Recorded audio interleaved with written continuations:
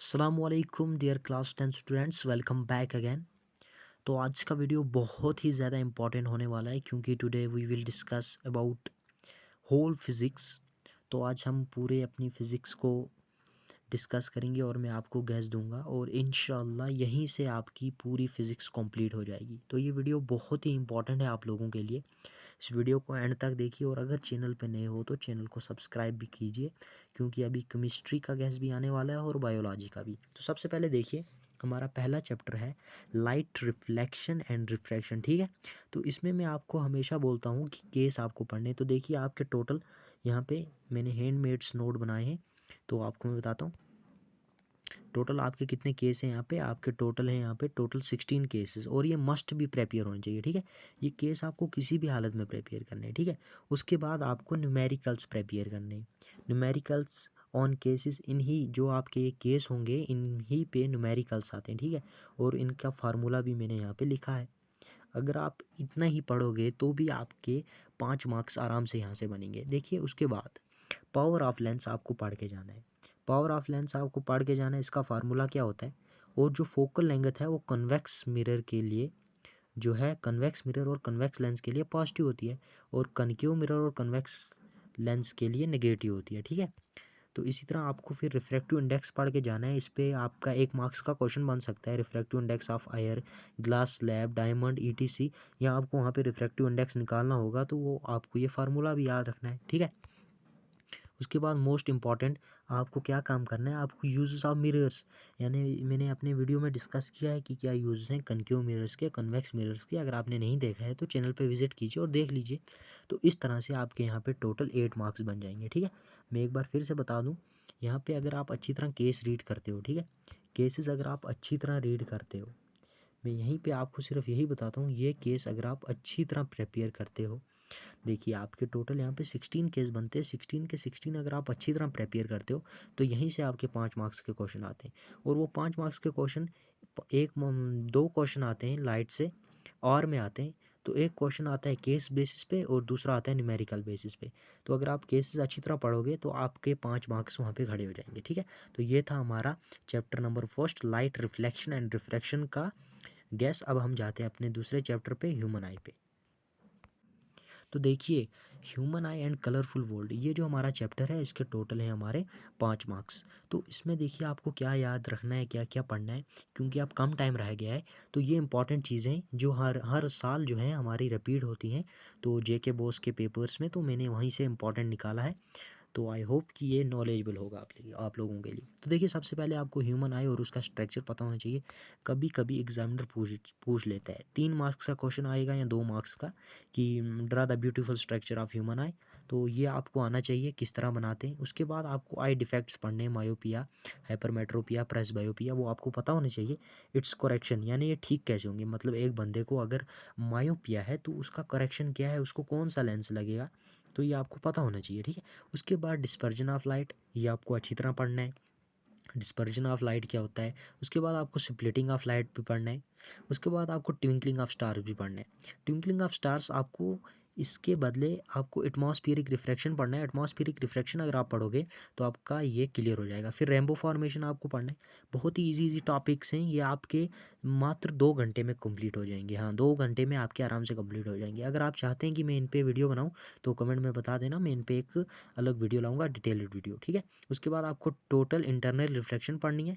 ये most important है, ये पूछी जाती है, या तो इससे न्यूमेरिकल आएगा या तो 3 मार्क्स का आएगा। ठीक है, उसके बाद आपका ब्लू कलर ऑफ स्काई क्यों होता है, स्काई का कलर ब्लू क्यों होता है, और reddish colour of sun during sunset and sunrise, और डिले सनसेट प्लस सनराइज। तो यहाँ से आपको जो है आपके 5 मार्क्स बनेंगे। और यहाँ पे मैंने लिख के रखा है note, diagrams are necessary, diagrams आपको आने चाहिए। फॉर एग्जांपल आपको अगर वहाँ पे एग्जामिनर ने पूछ लिया draw a diagram of to show dispersion of light या स्प्लिटिंग ऑफ लाइट, तो इस तरह आपको डायग्राम बनाने आने चाहिए। तो यहाँ पे आपके 5 मार्क्स होते हैं पक्के। तो अब हम जाते हैं अपने नेक्स्ट चैप्टर पे, इलेक्ट्रिसिटी पे।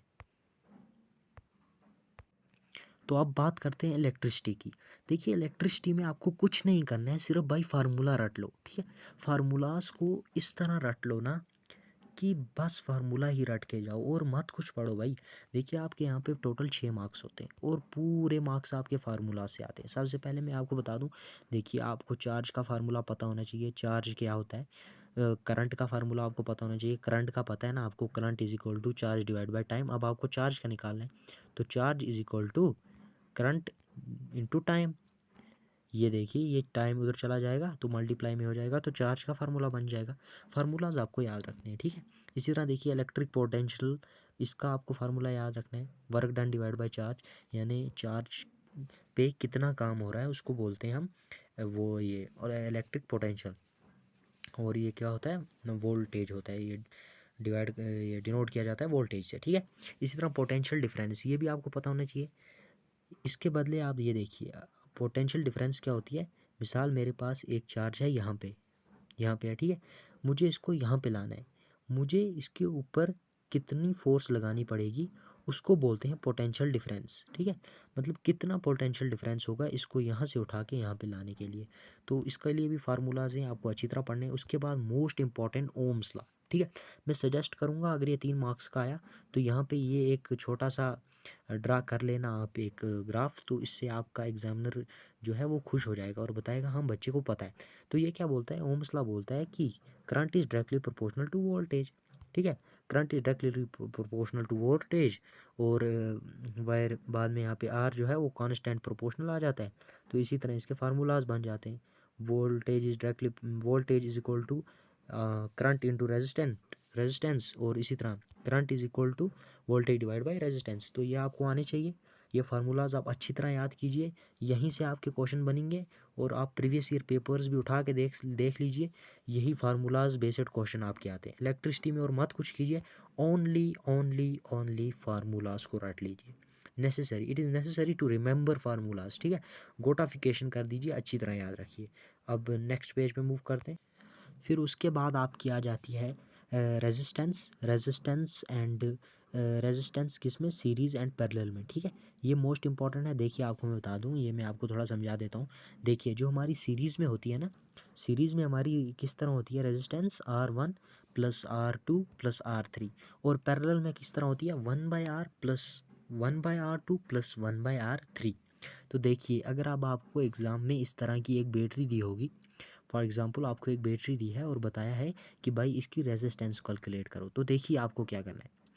फॉर एग्जांपल ये जो ऊपर आपकी दो रेजिस्टेंस हैं R1 और R2, ये R1 और R2 जो है ये सीरीज़ में, तो R1 फॉर एग्जांपल R1 जो है वो 11 के बराबर है और R2 जो है वो 6 के बराबर है।